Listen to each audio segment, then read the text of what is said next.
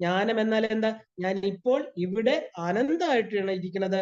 ദുഃഖം എന്ന് പറയുമ്പോഴും എന്റെ സ്വരൂപം എന്താണ്?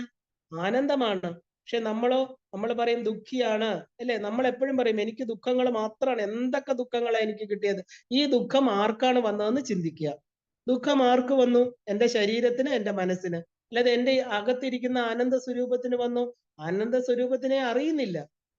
അപ്പൊ ഞാൻ പറയണു ഞാൻ ദുഃഖിയാണ്, സുഖിയാണ്, എനിക്കിപ്പോ സുഖമാണ്, നാളെ ദുഃഖം വരാം, ഇതുവരെ വന്നിട്ടുള്ളത് ദുഃഖമാണ്, ദുഃഖത്തിന്റെ പ്രതിരൂപമാണ് ഞാൻ എന്നൊക്കെ പറയാറുണ്ട്. കാരണം കുറച്ച് എന്തെങ്കിലും ഭൗതിക വസ്തുക്കൾ ഒന്നും കൊണ്ടുവരാതെ ഇവിടെ കിട്ടിയ സാധനങ്ങൾ നഷ്ടപ്പെട്ടു പോയതിനെ ഈ ദുഃഖം ദുഃഖം എന്ന് പറയുന്നത്. ഒന്നും കൊണ്ടുവന്നിട്ടില്ല, കൊണ്ടുപോകാനും ഒന്നുമില്ല അല്ലെ?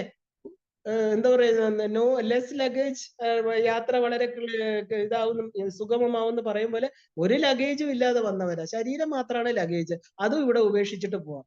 ഇത്ര ഫ്രീ ആയിട്ട് ജീവിക്കണം, നമുക്ക് എന്തിനാണ് ദുഃഖം? അപ്പൊ നമ്മൾ കെട്ടിവെച്ചിരിക്കുന്നു നമ്മുടേത് നമ്മുടേത് നമ്മുടേത്, ഇഷ്ടജനങ്ങളെ കെട്ടിവെച്ചിരിക്കുന്നു, അവരുടെ സുഖ ദുഃഖങ്ങൾ നമ്മുടേതായിട്ട് തീരുന്നു, നമ്മൾ കുറെ ധനത്തിൽ വെച്ചിരിക്കുന്നു. ഇതിനെയാണ് നമ്മൾ ദുഃഖം എന്ന് പറയുന്നത്. അപ്പൊ ഈ ദുഃഖം എന്റെ ആത്മാവിന്റെ സ്വരൂപം എങ്ങനെയാവും? ആത്മാവ് ഈ വസ്തുക്കളാണോ? അല്ല, ടോട്ടലി വേറെയാണ് അല്ലേ?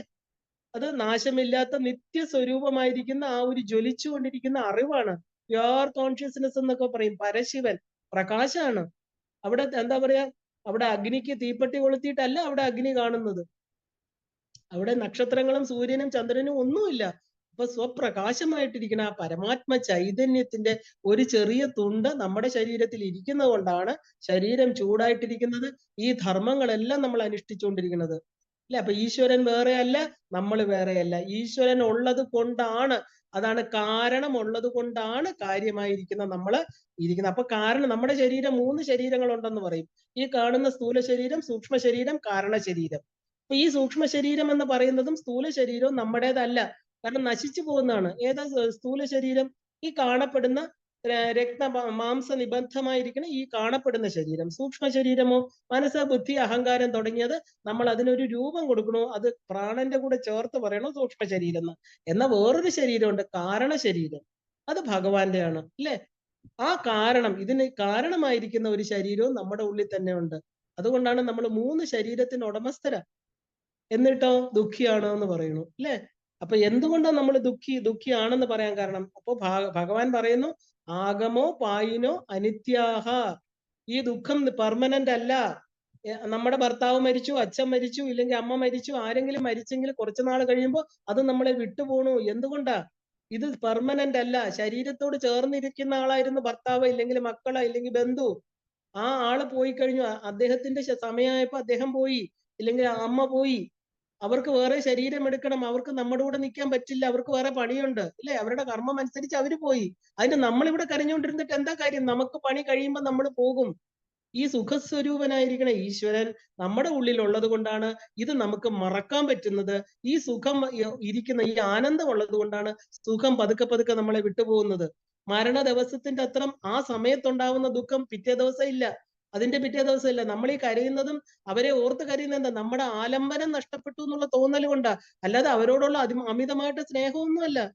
ഇപ്പൊ അച്ഛനും അമ്മയും വയസ്സായി 90, 95 വയസ്സായവർ മരിച്ചാൽ നമുക്ക് വലിയ ദുഃഖമൊന്നുമില്ല. നമ്മൾ പറയും അവര് പോവാറായി ഇല്ലേ, പാവം കഷ്ടപ്പെടാതെ പോട്ടെ. പക്ഷെ നമുക്ക് അത് ജോലി ചെയ്ത് തന്നുകൊണ്ടിരുന്ന ഒരു ഭർത്താവ് ഇല്ലേ, എനിക്ക് ആലംബനമായിരിക്കണ എന്റെ ഭാര്യ, അവരെനിക്കിപ്പോ വേണം, ഇല്ലെങ്കിൽ എനിക്ക് ജീവിതത്തില് പല പല കഷ്ടനഷ്ടങ്ങളും വരും. എനിക്ക് ആഹാരം തരാൻ ഭാര്യയില്ല, വീട്ടിലെ ജോലിക്കാരിക്ക് പകരമാണ് ഭാര്യയെ വെച്ചിരുന്നത് അല്ലെ? എല്ലാം ചെയ്തു കൊടുക്കും, തുണി അലക്കി കൊടുക്കും, എല്ലാം ചെയ്തുകൊണ്ടിരുന്ന ആൾ ഇനി ഇതെല്ലാം ഞാൻ തനിയെ ചെയ്യണ്ടേന്ന് ഓർത്തിട്ടാ ഈ കരയുന്നത്.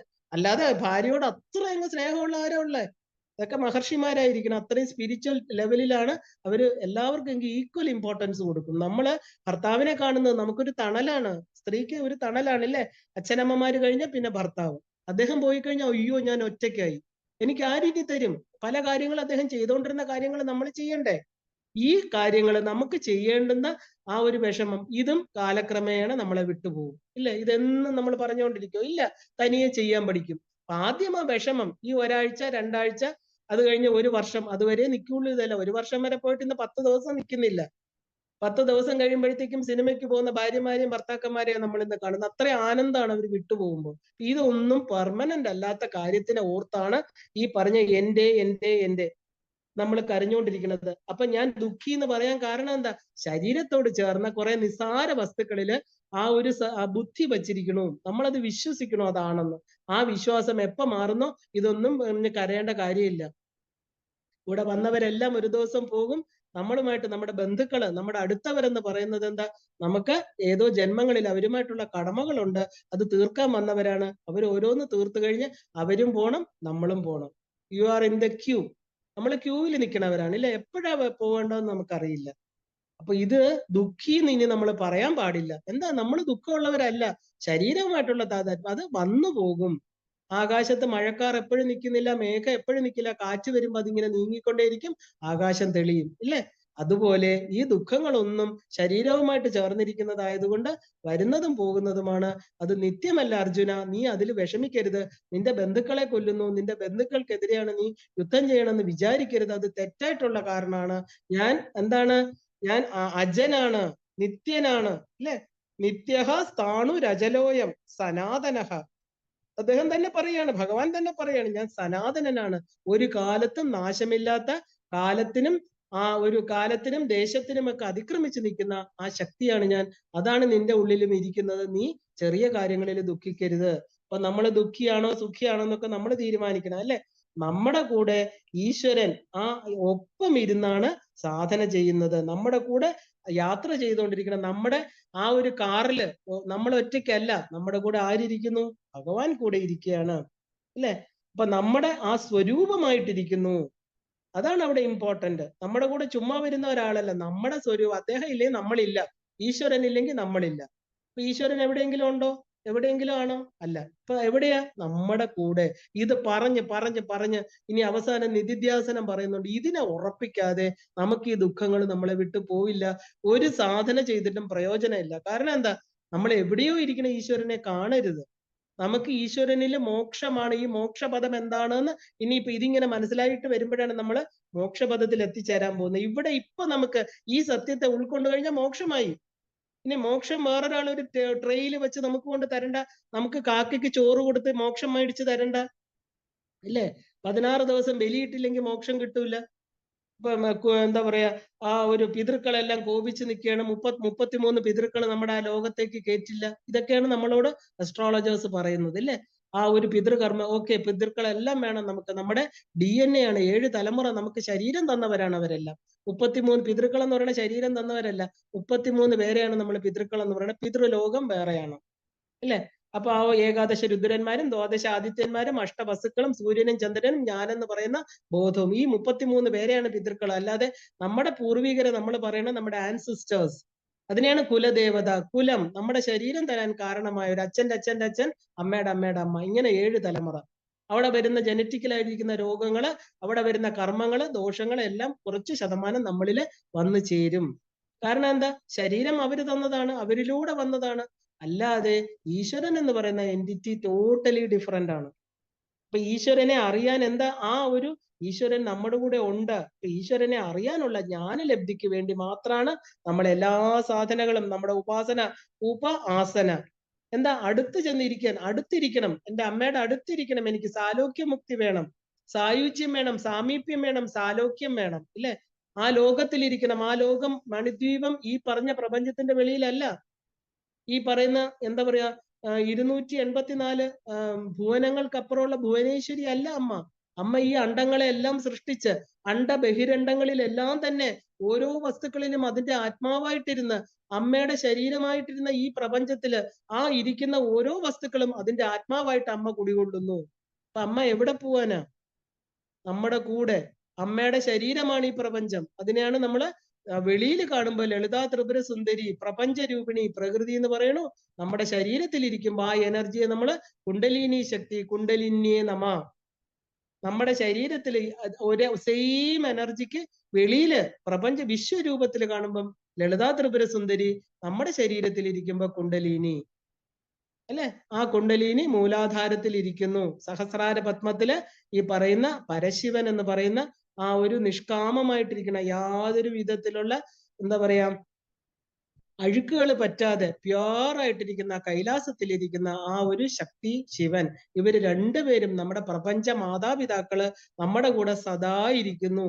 ഇത് പറഞ്ഞും കേട്ടും ഇതാണ് സത്സംഗത്തിന്റെ ഏറ്റവും വലിയൊരു ലക്ഷ്യം എന്ന് പറയുന്നത്. അപ്പൊ ഈ ജ്ഞാനലബ്ധി, ഈ സാധനങ്ങളെല്ലാം തന്നെ എന്താണ്? ഈ ഈശ്വരനെ അറിയാനുള്ള ജ്ഞാനലബ്ധിക്ക് വേണ്ടിയാണ്. അതുകൊണ്ടാണ് ഈശ്വരൻ എന്ന് നമ്മൾ പറയും സർവഭൂതാനാം ഹൃദ്ദേശ എന്നൊക്കെ നമ്മൾ പറയാൻ കാരണം, ഈശ്വരൻ കൂടെ ഇല്ലെങ്കിൽ എന്താണ് ആ തെറ്റിദ്ധാരണ ഇപ്പൊ ഇവിടെ വെച്ച് നമ്മൾ കളയണം. ഈശ്വരൻ കൂടെ ഇല്ലെങ്കിൽ നമ്മളില്ല. ഈശ്വരൻ പോകുമ്പോഴേ നമ്മളെ കത്തിക്കും, ഇല്ലേ? അപ്പൊ തന്നെ നമ്മൾ പഞ്ചഭൂതങ്ങളായിട്ട് തീരും. അപ്പൊ ഈശ്വരൻ ഉള്ളത് കൊണ്ടാണ് നമ്മൾ ഇവിടെ ഇരിക്കുന്നത്. അപ്പൊ അങ്ങനെ ഒരു വാക്കിന് നമുക്ക് പറയാൻ പറ്റില്ല. കാരണം ഈശ്വരൻ നമ്മുടെ കൂടെ ഉണ്ട്. ഇല്ലാന്ന് ഇനി പറയരുത്. അത് തെറ്റിദ്ധാരണയാണ്. എല്ലാ ഉപാസനാ ക്രമങ്ങളും അതിനു വേണ്ടിയിട്ടാണ്, അല്ലെ? All roads leads to Rome എന്ന് പറഞ്ഞ പോലെ എല്ലാ വഴികളും ഈ ഈശ്വരനെ അവനവന്റെ ഉള്ളിൽ കാണാനാണ്. അത് കണ്ടെങ്കിൽ മാത്രമേ ഉപാസന ആ ഒരു പൂർണ്ണതയിൽ എത്തുള്ളൂ. മറന്നുപോയതിന് ഇല്ലെങ്കിൽ മറച്ചതിനെ ആ മറയൊന്ന് മാറ്റി, ആ തിരസ്കരടിയെ മാറ്റി സ്വപ്നത്തിൽ നിന്ന് ഉണരാനാണ് ഉപാസനാ മാർഗങ്ങളെല്ലാം തന്നെ. നമ്മളൊരു സ്വപ്ന ലോകത്ത് ജീവിക്കുക. കാരണം ആ ബാക്കിയുള്ളവർ പറയുന്നതും കേൾക്കുന്നതും എന്തൊക്കെയോ കൊച്ചിലെ വിശ്വസിച്ച് വരുന്നതും എല്ലാം നമ്മൾ കേട്ട് ഇതൊക്കെയാണ് സത്യം എന്ന് നമ്മൾ ഉറച്ചുപോയി. നമ്മുടെ തെറ്റല്ല. ഇനി എന്ത് വേണം? ഉപാസനാ മാർഗത്തിൽ കയറി നമുക്ക് ഗുരു പരമ്പരയുണ്ട്. ഗുരു പറഞ്ഞു തരണു, ഇതല്ല സത്യം കുഞ്ഞെ, അറിയൂ. കാരണം ശാസ്ത്രം പറഞ്ഞു കൊടുക്കുന്ന ആളാണ് ഗുരു. അവന്റെ അജ്ഞാനമാകുന്ന ആ ചക്ഷുസിലെ അതിന്റെ തിമിരത്തെ മാറ്റിക്കൊണ്ട്, അവിദ്യാനാം അന്തസ്തിമിര മിഹിര ദീപനഗരി, അല്ലെ? അവിടെ ഒരു അഴുക്ക്, ഒരു എന്താ പറയാ, ഇരുട്ട് പിടിച്ച മുറി നമ്മുടെ ഉള്ളിലുണ്ട്. അത് അവിദ്യയാകുന്ന നഗരിയാണ്. അത് അവിദ്യ നഗരി അല്ല, അത് അമ്മയുടെ ചിന്താമണി ഗൃഹമാണ്. ഒരു ചിന്താമണിക്ക് തന്നെ ഈ പ്രപഞ്ചത്തിലെ എല്ലാം തരാൻ ശക്തിയുണ്ട്, അല്ലെ? അപ്പൊ ഈ ചിന്താമണികൾ കൊണ്ട് നിർമ്മിച്ച ആ ഒരു ഗൃഹത്തിനകത്തിരിക്കുന്ന പഞ്ചബ്രഹ്മത്തിന്റെ മേളിലിരിക്കുന്ന പ്യുവർ ചിന്താമണിയായിരിക്കുന്ന കൽപ്പവൃക്ഷമായിരിക്കുന്ന ഒരമ്മ, അല്ലെ? അവിടെ എങ്ങനെ നമുക്ക് അവിദ്യ ഉണ്ടാവും? അവിടെ എങ്ങനെ നമുക്ക് ഇരുട്ടുണ്ടാവുക? നമ്മളൊരു മറയാണ്. അത് ഇരുട്ടില്ല, അത് വെളിച്ചാണ്. പക്ഷെ നമ്മുടെ ഒരു തിരശീല ഇട്ടതുകൊണ്ട്, നമ്മളൊരു കറുത്ത കർട്ടൻ ഇട്ട് കഴിഞ്ഞാൽ നമുക്ക് പ്രകാശം അവിടെ കടക്കില്ല, അല്ലെ? നമ്മുടെ വീട്ടിലെ എല്ലാ ജന്നാലയും അടച്ചകത്തിരുന്ന് നോക്കൂ, രാവിലെ സൂര്യപ്രകാശം ഉള്ളിൽ കയറില്ല. അതുപോലെ നമ്മുടെ ഈ ഇന്ദ്രിയങ്ങളെല്ലാം, ജ്ഞാനേന്ദ്രിയങ്ങളെല്ലാം അടച്ചു വെച്ചിട്ട് നമുക്ക് അറിയില്ല എന്ന് പറഞ്ഞ ആരുടെ തെറ്റാ? അനാദികാലം മുതലുള്ള അവിദ്യയാണ് നമ്മൾ, അല്ലെ? അതാണ് അവിദ്യാനാം അന്തസ്തിമിര മിഹിര ദീപ നഗരി. ഉള്ളിലാ ഈ നഗരം ഇരിക്കുന്നത്, വെളിയിലല്ല. ദക്ഷിണാമൂർത്തി സ്തോത്രത്തിലും അതുപോലെ തന്നെയാണ് പറയണത്, അല്ലെ? നവദ്വാരങ്ങളുള്ള ഈ പുരത്തില്, ആ ഒരു കുടത്തില്, ആ കുടത്തിനകത്തെ വിളക്ക് പോലെ ജ്വലിക്കുന്ന ഈശ്വരൻ. നമുക്ക് എന്താ അറിയാൻ പറ്റാത്തത്? അത് ആ ഒരു തിരസ്കരണിയാകുന്ന ഒരു കറുത്ത മൂടുപടമിട്ട് നമ്മളെ മറച്ചിരിക്കണു. ആ മൂടുപടത്തിന്റെ പേരാണ് മായ, അല്ലെങ്കിൽ അവിദ്യ. അപ്പൊ ഈ ഈശ്വരനെ അറിയാനാണ് നമ്മൾ ഇതെല്ലാം ചെയ്യണം, അല്ലെ? എല്ലാ ഉപാസന നമ്മളത് മറന്നുപോയി. അപ്പൊ മറന്നതിനെ ഒന്ന് ഓർമ്മിക്കണം, ഓർമ്മിപ്പിക്കണം. ആ മറയൊന്ന് മാറ്റണം. തിരസ്കരണി മന്ത്രം തന്നെ ഉണ്ട്. ആ തിരസ്കരണിയെ മാറ്റി സ്വപ്നത്തിൽ നിന്ന് നമ്മൾ ഒന്ന് ഉണരണം. അപ്പൊ അജ്ഞാന ലബ്ധിയാണ് ആ അജ്ഞാനത്തിൽ നിന്ന് ജ്ഞാനലബ്ധിയാണ്. അജ്ഞാനത്തിൽ നിന്ന് ജ്ഞാനലബ്ധിയാണ് എല്ലാ ഉപാസനകളുടെയും എന്താ ശരിക്കും പറഞ്ഞാല് മാർഗവും അതിന്റെ ലക്ഷ്യവും. രണ്ടും നമ്മുടെ അജ്ഞാനത്തെ ഇല്ലാതൊക്കെ, വേറൊന്നും ഭൗതികമൊക്കെ വെറുതെ അവിടെ ഇരുന്നോട്ടെ, അമ്മയൊന്ന് വിളിച്ചാൽ മതി, വേണ്ടതൊക്കെ കിട്ടും, അല്ലെ? അമ്മയുടെ ഇനി താഴത്തെ അണിമ ലഘുമ സിദ്ധികൾ പോലും ഭൂപുരത്തിലിരിക്കുന്ന അവർക്ക് പോലും നമുക്കിനി ഈ പ്രപഞ്ചത്തിൽ നേടേണ്ടതെല്ലാം കിട്ടും. പിന്നെ അമ്മയെ കിട്ടിക്കഴിഞ്ഞാൽ എന്താ നമുക്ക് വേണ്ടത്? നമ്മൾ ഈ ഭൗതിക കാര്യങ്ങളാണോ ചോദിക്കേണ്ടത്? അല്ല. എത്രയോ കാലമായിട്ട് നമ്മുടെ ഉള്ളിലുള്ള ഈ കറുത്ത കർട്ടനെ മാറ്റിത്തരൂ അമ്മ. എന്നെ അവിടുത്തെ ആ വെളിച്ചം എനിക്ക് വരട്ടെ, പ്രകാശം വരട്ടെ, ഞാൻ എൻ്റെ സ്വസ്വരൂപമായിരിക്കണം അമ്മയെ തിരിച്ചറിയട്ടെ. ഇപ്പൊ ഗതിസ്ഥം നമുക്ക് ഗതി അറിയണ്ടേ?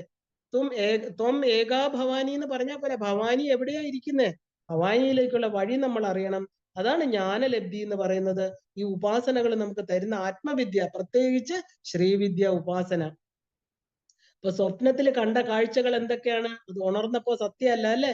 ആ ഒരു ഭേദബുദ്ധി കൊണ്ട് വെറും ഭ്രമമായിരുന്നു, അല്ലെ? ഏത് ഉറക്കത്തിലും നമ്മൾ നല്ല സ്വപ്നങ്ങളും കാണാറുണ്ട്, മോശ സ്വപ്നങ്ങള്.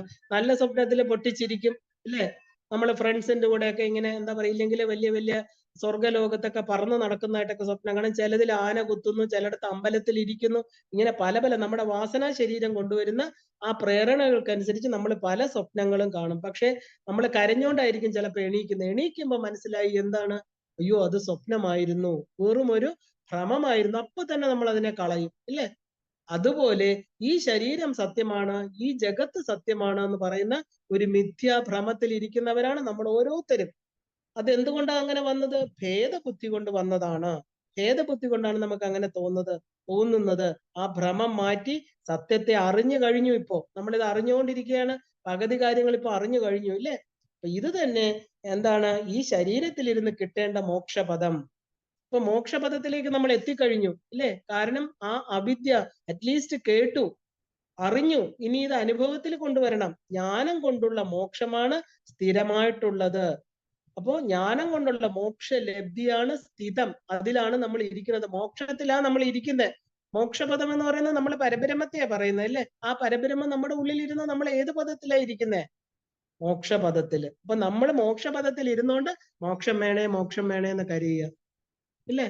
സാധനം കിട്ടി, സാധനം കൊണ്ട് സൂക്ഷിച്ച് അകത്ത് വെച്ചിട്ട് എനിക്ക് സാധനം ഇല്ല, അത് എവിടെ വെച്ചെന്ന് അറിഞ്ഞൂടാ എന്ന് അനാദി കാലം മുതൽ എത്രയോ ജന്മങ്ങളായി ഇത് തേടി നടക്കണു. ഇപ്പോഴും നമ്മൾ ആ സാധനം ഇരുന്ന സ്ഥലം എവിടെയാണെന്ന് കണ്ടുപിടിച്ചു, ഇല്ലേ? അപ്പോ ഈ മോക്ഷം ഇപ്പൊ ഇവിടെ നമുക്ക് കിട്ടിക്കഴിഞ്ഞു. ടോട്ടലി ഇതിപ്പോ മോക്ഷപദത്തിലാണ് നമ്മൾ ഇരിക്കുന്നത്. ഈശ്വരൻ നമ്മുടെ ഉള്ളിലാണ്. ഈശ്വരനും ഞാനും വേറെയല്ല. ഇനിയിപ്പൊ ഞാനിനെ കൊണ്ടുവന്ന് ഈശ്വരനിൽ ചേർക്കണം, അല്ലെ? അതാണ് ഇനി അടുത്തതിൽ നമ്മൾ അറിയാൻ പോകുന്നത്. അപ്പൊ മോക്ഷപദമായിരിക്കുന്ന ഈശ്വരൻ നമ്മുടെ ഉള്ളിലാണ്. നമ്മുടെ ഉള്ളിലിരിക്കുന്ന ഒരു വസ്തുവിൽ ഇനി ഒരുപാട് ദൂരം യാത്ര ചെയ്യാനുണ്ടോ? ഉണ്ട്. അത് എങ്ങനെ ചെയ്യണം എന്നാണ് ഇനി പറയാൻ പോകുന്നത്. അപ്പൊ ആ ജ്ഞാനം കൊണ്ടുള്ള മോക്ഷപദം മാത്രമേ സ്ഥിരമായിട്ട് നിൽക്കുള്ളൂ. അല്ലാതെ ഇത് ചുമ്മാ പറഞ്ഞാൽ ഉറക്കില്ല. അപ്പോ ആ ജഗത്ത്, ഈശ്വരൻ, ഞാന്, എന്താ പറയാ, അത് മൂന്നും ഇല്ല. ഈശ്വരൻ മാത്രമാണുള്ളത്. ഇപ്പൊ നമ്മുടെ എന്താ മൂന്നാണ്, നമുക്കെല്ലാം എന്താ പറയാ ത്രിപുടിയാണ്, ഇല്ലേ? ജഗത്ത്, ഈശ്വരൻ, ഞാന്. ഈ കാണപ്പെടുന്ന പ്രപഞ്ചം എവിടെയോ ഇരിക്കുന്ന ഈശ്വരൻ, ഇവിടെ ജീവിക്കണ ഞാൻ എന്നുള്ള വ്യക്തി. ഈ മൂന്നാണ് നമുക്ക്. ആ മൂന്നും ഇപ്പോഴില്ല. ഒന്നിന്റെ തന്നെ പ്രകടനമാണ് ഇതെല്ലാം എന്ന് നമുക്ക് മനസ്സിലായി, ഇല്ലേ? ഈ പ്രപഞ്ചത്തിൽ കാണുന്ന ചെടികളിലും മരങ്ങളിലും ജന്തുക്കളിലും എല്ലാം ഈശ്വരന്റെ പ്രഭാവമുണ്ട്. ആ ഒരു എന്താ പറയാ ആ സത്യത്തെ നമ്മള് ഒരു പാട്ട് പണ്ട് മലയാളത്തിൽ പറയല്ലോ, ചന്തമേറിയ പൂവിലും ശബളാഭമാം ശലഭത്തിലും സന്തതം കരുചാരി എന്നൊരു ചിത്രചാതുരി കാട്ടിയും ഹന്ത ചാരു കടാക്ഷമാർന്ന അർക്ക രശ്മികൾ വീശിയും ചിന്തയാം മണിമണ്ഡലത്തിൽ വാഴുമീശനെ ഓർക്ക നീ. അങ്ങനെ ഒരു പദ്യം ഉണ്ടല്ലേ? എത്ര ചെറിയ സിമ്പിൾ മലയാളത്തിൽ പറയണു. എല്ലായിടത്തുമുള്ള ആ ഈശ്വരൻ നിന്റെ ആ അല്ലെങ്കിൽ അഖിലാണ്ട മണ്ഡപം അണിയിച്ചൊരുക്കി, അത് അതിലും എന്താ, അതിനുള്ളിൽ ആനന്ദ ദീപം കൊളുത്തി ആ പരമാണു പൊരുളിലും സ്ഫുരണമായി മിന്നും പരമപ്രകാശമേ ശരണം നീ നിത്യം. ഇതിൽ കൂടുതൽ എന്താ നമ്മൾ അറിയേണ്ടത്? എല്ലാത്തിന്റെ ഉള്ളിലും ആ പരമമായിരിക്കുന്ന പ്രകാശമായിട്ട് വിളങ്ങുന്ന ഈശ്വര ശക്തിയെ നമ്മൾ കാണണം. എല്ലായിടത്തും ഉള്ളതാണ്. അത് ഒരാൾക്കല്ല. അവിടെ ഒരു എന്താ പറയാ നാമരൂപ ഭേദങ്ങളൊന്നുമില്ല.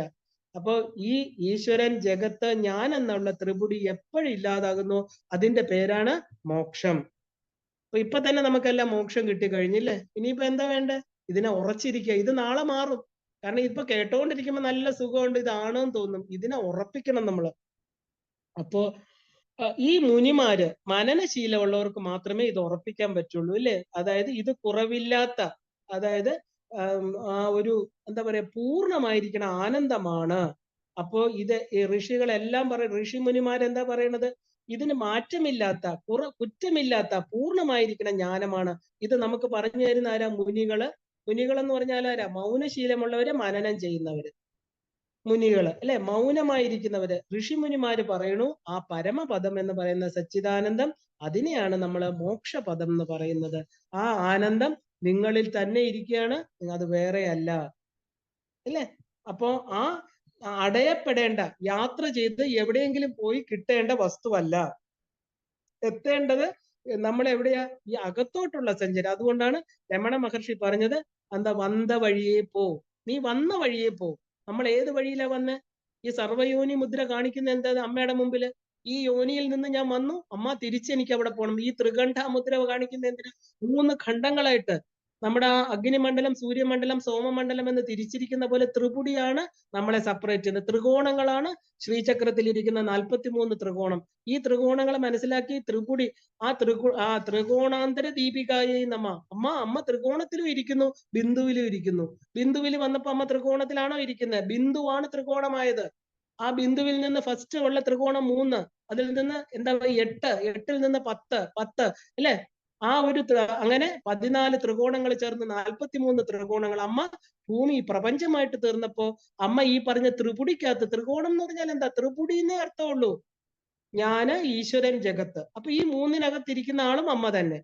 ആ അമ്മ എന്തായി? നമ്മൾ ഈ ത്രിപുടിയെ മുടിഞ്ഞ്, ഈ ത്രിപുടിയെ മനസ്സിലാക്കി സഞ്ചരിച്ച് ആ ബിന്ദുവിലെത്തി ശിവശക്തി ഐക്യരൂപിണി ലളിതാംബിക, അമ്മയില് പ്രവേശിക്കുന്ന ജീവൻ.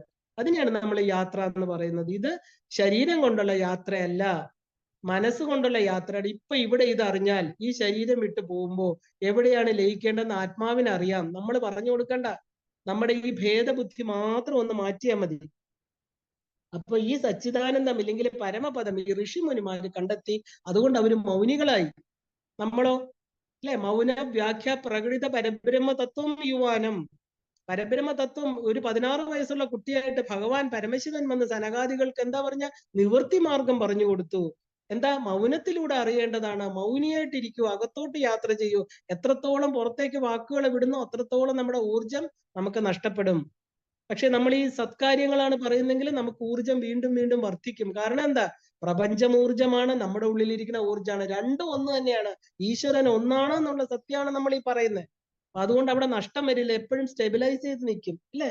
അപ്പൊ ഈ സച്ചിദാനന്ദം, ഈ പദം, അത് വേറെ എവിടെയല്ല, എന്റെ നിങ്ങളുടെ ഓരോരുത്തരുടെ ഉള്ളിൽ ഇരിക്കണു. ഇതാണ് നിങ്ങളുടെ മോക്ഷപദം. ഈ മോക്ഷപദത്തെ ഇപ്പൊ ഇവിടെ വെച്ച് അറിയൂ. മരണം കഴിഞ്ഞ് കിട്ടാനിരിക്കരുതേ. ഇത് ഇപ്പൊ കിട്ടേണ്ടതാണ്. കിട്ടിയില്ലെങ്കിൽ ഒരിക്കലും കിട്ടില്ല. അപ്പൊ ഇതിന് യാത്ര ചെയ്ത് എത്തേണ്ടതല്ല. ഇത് സ്വരൂപ സുഖമാണ്, വിഷയസുഖമല്ല.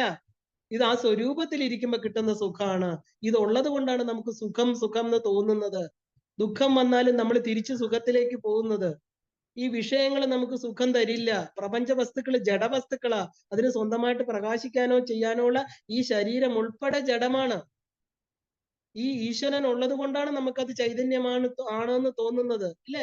ഇലക്ട്രോൺ, ന്യൂട്രോൺ, പ്രോട്ടോൺ എല്ലാം തന്നെ ഇങ്ങനെ കറങ്ങിക്കൊണ്ടിരിക്കുന്ന നടുക്കുള്ള ന്യൂക്ലിയസ് ഉള്ളത് കൊണ്ടാണ്. അപ്പൊ ഈ പറഞ്ഞ അനേകം പരമാണു തത്വങ്ങൾ ചേർന്നതാണ് നമ്മുടെ ശരീരം. ഇതെല്ലാം ചലിച്ചുകൊണ്ടിരിക്കുന്നതാണ്. ഇതിനെ ചലിപ്പിക്കുന്ന ശക്തി എന്താ? അതിനകത്ത് നടുക്ക് ന്യൂക്ലിയസ് ആയിട്ട് ചലിക്കാതിരിക്കുന്ന ശിവനാണ്. ആ ശിവപദമാണ് നമ്മളെ എന്താ നിർവികാരമായിട്ട് യാതൊരു ചലനവുമില്ലാതെ ശിവൻ കിടക്കുന്നതിന്റെ തത്വം അതാണ്. അപ്പോ നമ്മള് ആ പരമപദമായിരിക്കണം, ശിവപദമാണ് ആഗ്രഹിക്കണമെങ്കിൽ എന്ത് വേണം? ഈ ചലിച്ചുകൊണ്ടിരിക്കുന്ന അമ്മയെ അറിയണം, നമ്മുടെ ശക്തിയെ അറിയണം, ആ ശക്തിക്ക് ശരണാഗതി ചെയ്യണം. എന്റെ സ്വരൂപമായിരിക്കണ അമ്മ, ഞാൻ ഇതുവരെ അറിഞ്ഞില്ല. നമ്മളിപ്പോ മാപ്പ് പറയണം അമ്മയോട്. എല്ലാം ഭഗവാൻ ശങ്കരാചാര്യർക്ക് ക്ഷമാപണം പറയാമെങ്കിൽ എന്തുകൊണ്ട് നമുക്ക് പറഞ്ഞുകൂടാ? ഇത്രയും കാലം എനിക്കിത് അറിയാതിരുന്ന സത്യം എനിക്ക് അമ്മ അറിഞ്ഞു തന്നു. അപ്പൊ എനിക്കിനി സ്വരൂപ സുഖമാണ് വേണ്ടത്, വിഷയസുഖമല്ല. വിഷയസുഖം താൽക്കാലികമാണ്, അല്ലെ? അപ്പോ ആത്മാവേ സുഖസ്വരൂപമാണ്. നമ്മുടെ ആത്മാവ്, അവിടെ ദുഃഖങ്ങളില്ല. അതുകൊണ്ടാണ് ദേവിയുടെ മുമ്പിൽ എത്ര നമ്മൾ കരഞ്ഞു പറയുന്നോ അത്രത്തോളം ആ ദുഃഖങ്ങളെല്ലാം നമുക്ക് വന്നു ചേരും. എന്തുകൊണ്ടാണ് അമ്പലത്തിന്റെ മുമ്പിൽ കരയരുതേ എന്ന് പറയുന്നത്? വിളക്ക് കത്തിച്ചു വെച്ചിട്ട് കരയരുത്. കാരണം അപ്പൊ നമ്മൾ ശരീരാഭിമാനികളാണ്. ശരീരത്തെ ഓർത്ത് ശരീരത്തിന്റെ ദുഃഖങ്ങൾ അവിടെ ഇരുന്ന് കരയുന്ന അമ്മയ്ക്ക് അതറിയില്ല. അമ്മയ്ക്ക് അവിടെ ഒന്നും ചെയ്യാൻ പറ്റില്ല. അതെല്ലാം എന്താ? കരയുന്ന ആൾക്ക് തിരിച്ചു കിട്ടും, അത്രയേ ഉള്ളൂ. അമ്മയുടെ മുമ്പിൽ സന്തോഷമായിട്ടിരിക്കുക. നമ്മുടെ സ്വരൂപം സന്തോഷമാണ് എന്ന് പറഞ്ഞാൽ നമുക്ക് സന്തോഷം കൊണ്ട് കരയാം, ഇല്ലേ? അമ്മ അവിടെ ഉണ്ട്, വിഷമിക്കേണ്ട, അമ്മ കൂടെ ഉണ്ടല്ലോ എന്ന് പറയുമ്പോ കണ്ണു നിറയുന്നത് വേറെ, അല്ലാതെ പരാതിയും പരിഭവവും പറഞ്ഞ് കരയുന്നത് വേറെ. അപ്പൊ നമ്മുടെ സ്വരൂപം എന്താണ്? സുഖസ്വരൂപമാണ്. അപ്പോ ആ അടയേണ്ടതല്ല. ഈ മോക്ഷപദം ഇപ്പൊ ഇവിടെ നമുക്ക് കിട്ടിയതാണ്. യാത്ര ചെയ്ത് എത്തേണ്ടതല്ല. ആ ഒരു സുഖം അല്ല, മുക്തിയിലൂടെ കിട്ടുന്ന ആ സുഖം, സന്തോഷം, ആനന്ദം, അതാണ് തദ്വിഷ്ണു പരമം പദം, അല്ലെ? ആ വിശ്രാന്തി സ്ഥാനം, പരമമായിരിക്കണ, എല്ലാം ലയിക്കുന്ന സ്ഥാനം, എല്ലാം എന്താ പറയാ സൃഷ്ടിക്കപ്പെടുന്ന സ്ഥാനവും ആ ഒരു സ്ഥാനം തന്നെ. ആ ബിന്ദു സ്വരൂപം ഏകമായിരിക്കുന്ന ഏകം സത് വിപ്ര ബഹുധാ വദന്തി. ഒന്നേ ഉള്ളൂ സത്യം. അതിൽ നിന്ന് പല നാമരൂപങ്ങൾ വരുന്നു. ജഗത്ത്, ഈശ്വരൻ, ഈ ജീവൻ എന്നുള്ള ത്രിപുടി ഇല്ലാതെ അതിനെ മനസ്സിലാക്കുന്ന, ഇപ്പൊ തന്നെ അത് കിട്ടണം എന്നൊന്നും പറയാനില്ല. കാരണം അത് മനസ്സിലാക്കുന്ന ഇത് തന്നെയാണ് മോക്ഷം.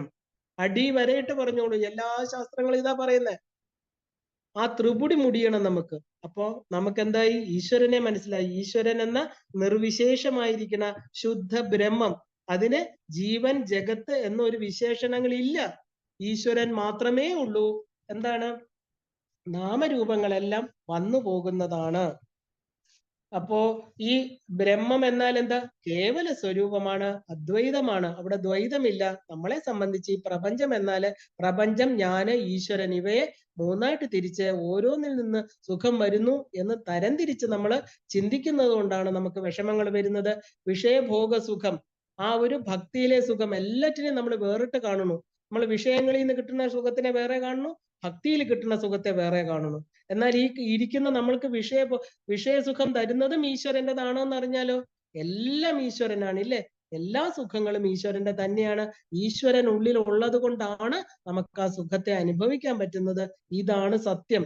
വളരെ എന്താ പറയാ, പ്യുവർ നോളജ് എന്ന് പറയില്ലേ, പരമമായിരിക്കുന്ന സത്യം ഇതാണ്.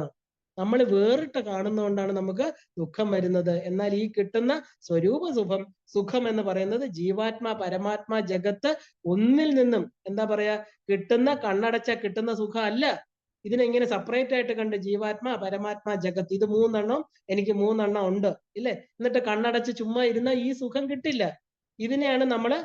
ഇതിനെ നമ്മൾ സവിശേഷ സുഖമെന്നും ഇന്ദ്രിയങ്ങളിലൂടെയും മനസ്സിലൂടെയും അനുഭവിക്കുന്ന ഒന്നല്ല എന്നും, ഇത് നിർവിശേഷ ജ്ഞാനസുഖം എന്ന് പറയുന്നത് ആ സത്യത്തെ അറിഞ്ഞ് നമുക്ക് കിട്ടുന്ന സുഖവുമാണ്. സുഖം നിത്യമാണ്. ആ ജ്ഞാനം, അല്ലെ, വരുന്നതും പോകുന്നതും അല്ല.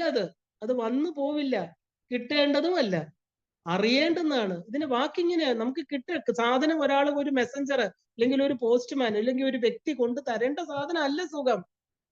എന്താ? ആ സുഖം നമുക്ക് അറിയേണ്ടുന്നതാണ്. നമ്മുടെ കയ്യിൽ ഉണ്ട്, അതിനെ ഒന്ന് അറിഞ്ഞാൽ മാത്രം മതി. അപ്പൊ ജ്ഞാനം കൊണ്ട് മാത്രമേ ഉള്ളതിനെ അറിയാൻ പറ്റുള്ളൂ. അപ്പൊ ഞാനേ ആനന്ദം, അത് കിട്ടേണ്ട വസ്തുവല്ല. എന്നാൽ അത് എനിക്ക് കിട്ടുന്നില്ല. കാരണം എന്താ? അതിനപ്പുറമുള്ള അറിവില്ലായ്മ കൊണ്ട് മാത്രമാണ്. ആ അറിവില്ലായ്മയെ മാറ്റിയാൽ മതി. അപ്പോ സാലോക്യ, സാമീപ്യ, സായുജ്യ, മുക്തി എല്ലാം തന്നെ സഗുണ ബ്രഹ്മ ആരാധന കൊണ്ടാണ് ഉണ്ടാകുന്നത്. കാരണം നമുക്ക് ലോകങ്ങള്, ഈ പറയുന്ന ത്രിപുടി എന്ന് പറയുന്ന ലോകങ്ങള്, വിഷ്ണു ലോകം, ബ്രഹ്മലോകം എന്നൊക്കെ നമ്മൾ പറയുന്നത് എന്തുകൊണ്ടാ? ആ ഒരു സഗുണം, ആ ഗുണങ്ങൾക്ക് അധിഷ്ഠാനമായിട്ട് വിഷ്ണു, ബ്രഹ്മാവ്, വിഷ്ണു, രുദ്രൻ, അല്ലേ? നമ്മൾ അതിനെന്താ 3 ഗുണങ്ങൾക്ക് അധിഷ്ഠാന ദേവതകളായിട്ട് അവരെ പറയുന്നത്. അവരെ സംബന്ധിച്ചുള്ള ഉപാസകരും അത് സംബന്ധിച്ച ലോകങ്ങളെല്ലാം ഗുണങ്ങൾക്ക് അടിസ്ഥാനപ്പെടുത്തിയാ പറയുന്നത്. അപ്പൊ അവിടെയാണ് നമ്മൾ സാലോക്യം പറയുന്നത്. ആ ലോകത്തിൽ എനിക്ക് ഭഗവാന്റെ കൂടെ ഇരിക്കണം. ഇല്ലെങ്കിൽ മണിദ്വീപം എന്ന് പറയുന്നത് ടോട്ടലി വേറെയാണ്. നമ്മുടെ ഉള്ളിലാണ് മണിദ്വീപം. മണിദ്വീപം ആ പറഞ്ഞ ദേവി കംപ്ലീറ്റ് ആ ഒരു ബിന്ദു സ്വരൂപിണിയായിട്ടിരിക്കുന്ന പഞ്ചമഞ്ച്, ഇതിനൊക്കെ അപ്പുറത്ത് നിൽക്കുന്നതാണ്. അത് നമുക്ക് പറയാൻ പറ്റില്ല ഇതില്. കാരണം കൈലാസം പോലും, കൈലാസത്തിനപ്പുറത്താണ് മണിദ്വീപം എന്ന് പറയുന്നത്. കൈലാസം വരെ ഈ പറഞ്ഞ ആ ഒരു ത്രിപുടി മുടിഞ്ഞതിന് ശേഷം കൈലാസത്ത് എത്താൻ പറ്റുള്ളൂ. അപ്പൊ നമ്മുടെ ത്രിപുടിയാണ് നമുക്ക് സാലോക്യമുക്തി വേണം, സാമീപ്യം വേണം, ഈശ്വരന്റെ അടുത്തിരിക്കണം, സായുജ്യമുക്തി വേണം. ഇങ്ങനെയൊക്കെ സഗുണ ബ്രഹ്മത്തിന്റെ ആരാധന കൊണ്ട് നമുക്കുണ്ടാകും. അതിൽ തെറ്റില്ല. എന്താ? ഇതെല്ലാം തന്നെ കർമ്മങ്ങള്, ധ്യാനങ്ങള്, ജപങ്ങള്, ഇതൊക്കെ ചെയ്താലേ കിട്ടുള്ളൂ. അല്ല, അതും കിട്ടാൻ എളുപ്പമൊന്നുമല്ല. കാരണം ഇതെല്ലാം ചെയ്ത് നമുക്ക് ഇങ്ങനെയുള്ള സ്ഥലങ്ങളിൽ എത്താൻ പറ്റും. അതൊന്നുമല്ല. ഇപ്പൊ ഈ പറഞ്ഞ മോക്ഷം ഇപ്പോൾ ഇവിടെ ഈ നിമിഷം, ഇല്ലേ? ഒരിടത്തും പോണ്ട, ഒന്നും ചെയ്യണ്ട, ഈ ജ്ഞാനം ഉൾക്കൊണ്ട് ജീവിച്ച മാത്രം മതി. ഇപ്പൊ ശ്രുതി, മുക്തി, അനുഭവം, ഇത് മൂന്നും കൊണ്ട് നമുക്ക് ഈ സത്യത്തെ അതായിട്ട് തന്നെ ഇരിക്കുന്നത് മനസ്സിലാക്കാൻ പറ്റും. അപ്പൊ സന്തോഷത്തിന് വേണ്ടി എന്തെങ്കിലും പ്രയത്നിക്കണം, നമ്മൾ സന്തോഷിപ്പിക്കാൻ, നമ്മൾ പറയില്ലേ, ഒരാളെ സന്തോഷിപ്പിക്കാൻ, ഈശ്വരനെ സന്തോഷിപ്പിക്കട്ടെ, അതിന് കുറെ പൂക്കൾ കൊണ്ടു കൊടുത്തു, കുറെ സുഗന്ധദ്രവ്യങ്ങൾ കൊടുത്തു, കുറെ പായസങ്ങൾ, അങ്ങനെ വിവിധ തരത്തിലുള്ള നൈവേദ്യങ്ങൾ കൊടുത്തു. ഇതാണോ ഭഗവാനുള്ള സന്തോഷം? ഇതറിയുന്നത്. ഏറ്റവും ഭഗവാൻ അമ്മയ്ക്ക് സന്തോഷം എന്താ? എന്നെ അറിഞ്ഞല്ലോ, എന്റെ മകൾ എന്നെ അറിഞ്ഞു, അല്ലെ, എന്റെ മകൻ എന്നെ അറിഞ്ഞു, അല്ലെ? അപ്പൊ സന്തോഷത്തിന് വേണ്ടി ഒരു പ്രയത്നവും അവിടെ ആവശ്യമില്ല. സന്തോഷമായിട്ട് തന്നെയായിരിക്കുന്ന അമ്മയ്ക്ക് ഒരു സന്തോഷക്കുറവില്ല. സന്തോഷക്കുറവ് ആർക്കാ? നമുക്കാ. കാരണം എന്താ? നമ്മൾ ഈ പറഞ്ഞ വ്യാവഹാരിക തലത്തില് നമുക്ക് സന്തോഷം കിട്ടുന്ന വസ്തുക്കൾ വേറെയാണെന്ന് നമ്മൾ ചിന്തിച്ചു. ഇപ്പൊ മോക്ഷം എന്നതിന് വേണ്ടി ഒരിടത്തും പോകണ്ട. ശ്രവണ, മനന, നിധിധ്യാസനങ്ങൾ ചെയ്ത് ദൃഢമായിട്ട് ഒരു ജ്ഞാനം കൊണ്ട്, ജ്ഞാനൈക സാധ്യം,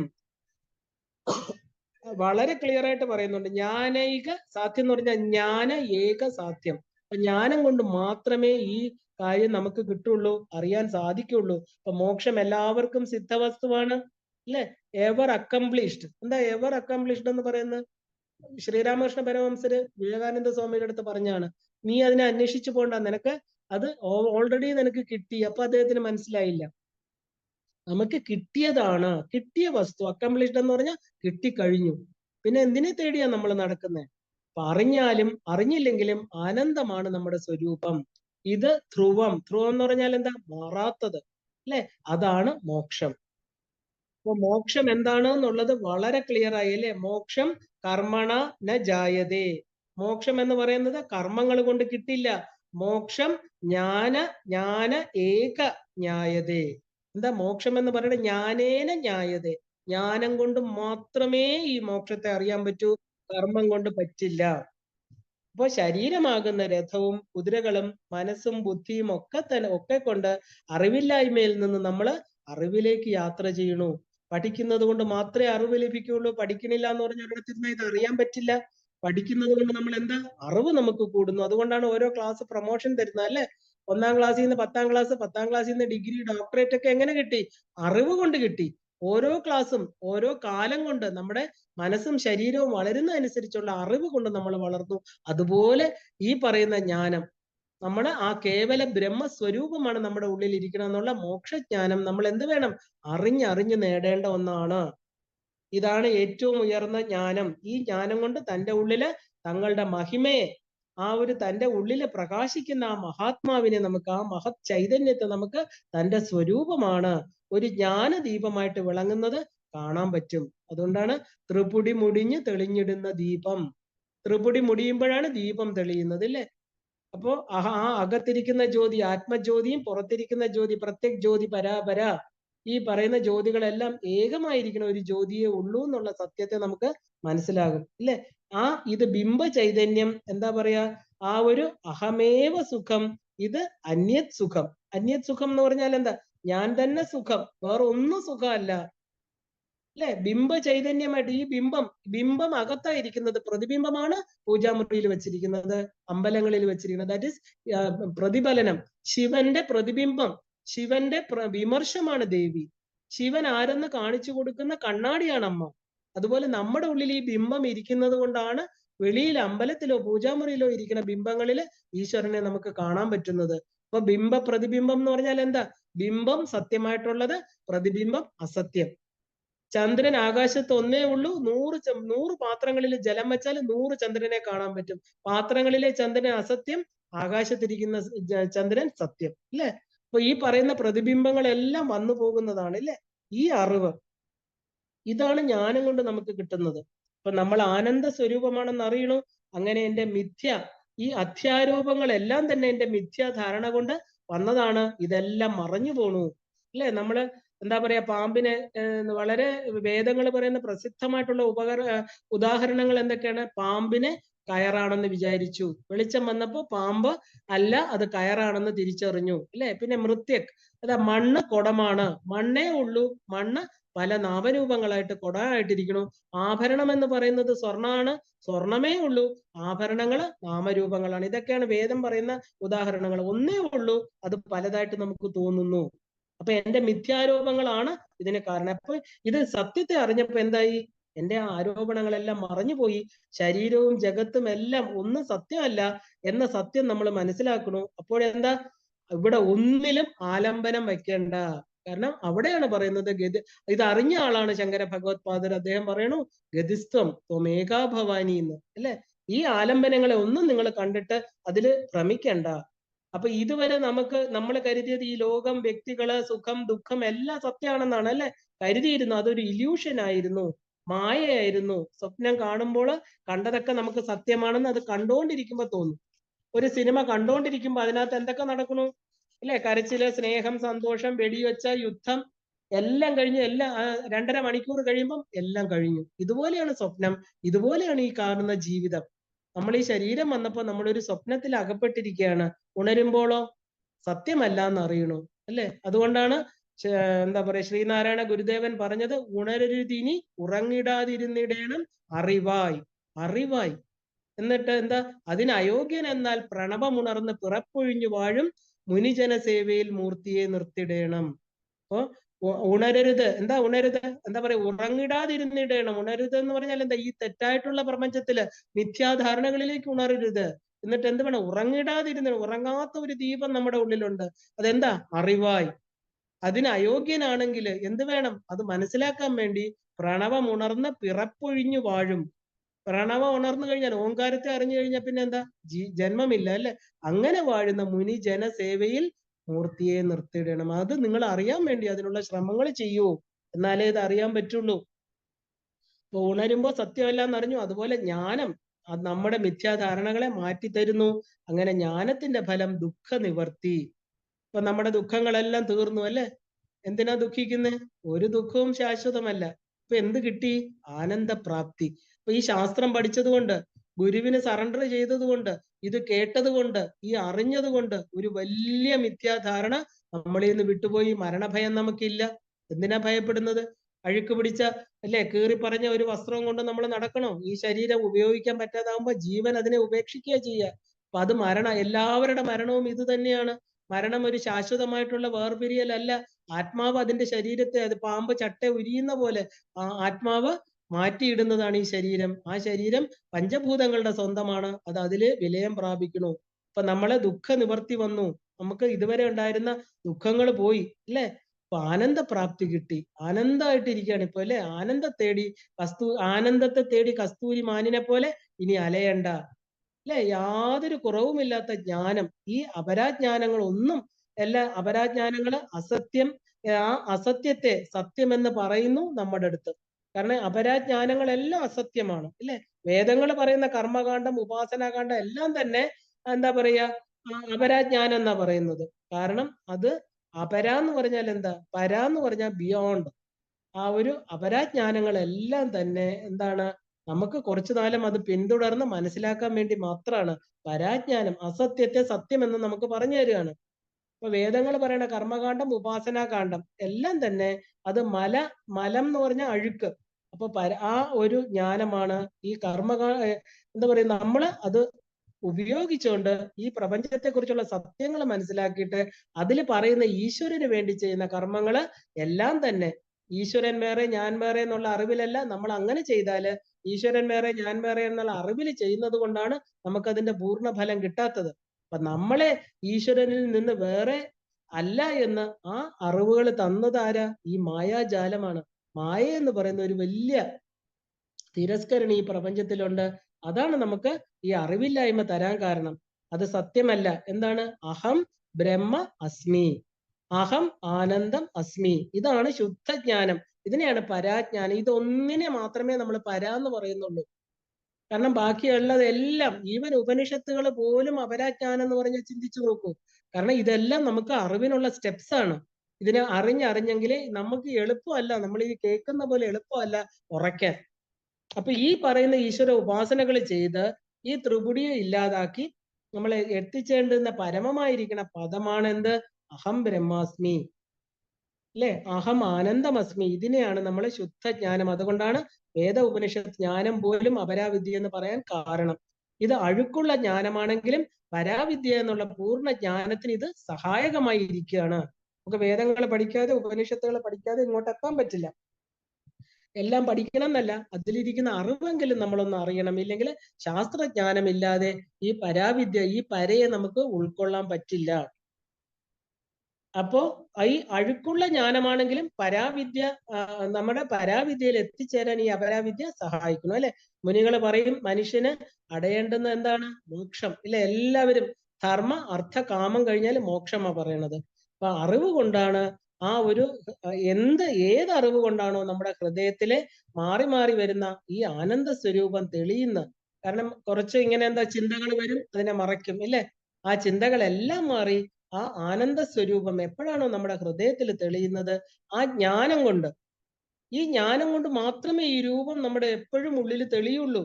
അപ്പോ അജ്ഞാനങ്ങളെല്ലാം അകലുന്നുവോ, അത് കുറവില്ലാത്ത പൂർണ്ണജ്ഞാനം. അത് തന്നെ ഇപ്പോ ഇവിടെ ഈ ശരീരത്തിൽ ഇരുന്നു കൊണ്ട് നമുക്ക് എല്ലാവർക്കും കിട്ടുന്ന ഏറ്റവും ഉയർന്ന പദവിയായിരിക്കുന്ന ആ ഒരു മുമുക്ഷുത്വം തേടുന്ന ഓരോ മനുഷ്യ ജീവനും എത്തിച്ചേരേണ്ടുന്ന പദം, അതിനെയാണ് മോക്ഷപദം, പൂർണ്ണജ്ഞാനം.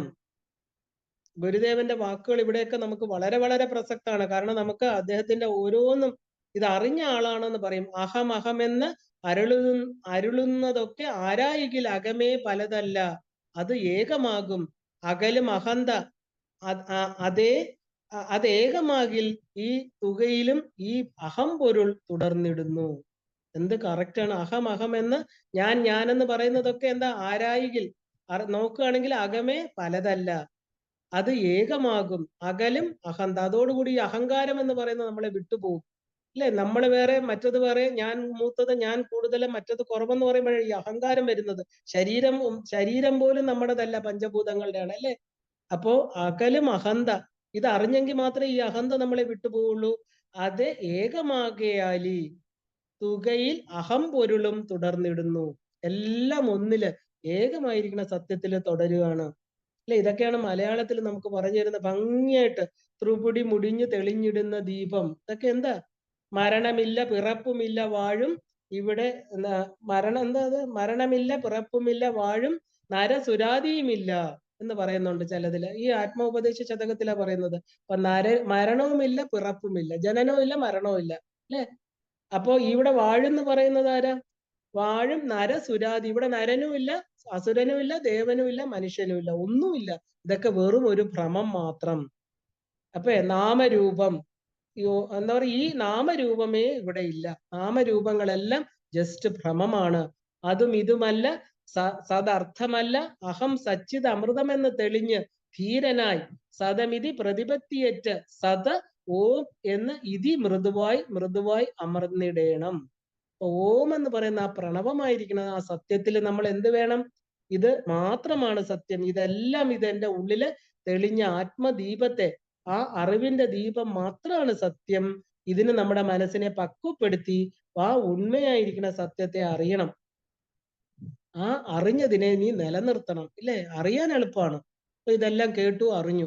ഇനിയിപ്പോ എങ്ങനെ വേണം? അതിനെ നമുക്ക് നിലനിർത്തണം. നമ്മുടെ ജീവിതത്തില് ഇത് മരണം വരെ കൊണ്ടുപോകണം. ഈ മോക്ഷപദം എനിക്ക് കിട്ടിയതിന് വേറെ ആർക്കും വേണ്ടി നമ്മൾ ഇനി ആരുടെ മുമ്പിലും കൈനീട്ടരുത്. മോക്ഷം തരൂ അമ്മ, എനിക്ക് മോക്ഷം. നമ്മൾ മോക്ഷത്തിന് അർഹരാണെന്ന് മാത്രമല്ല, മോക്ഷം കിട്ടിക്കഴിഞ്ഞവരാണ്.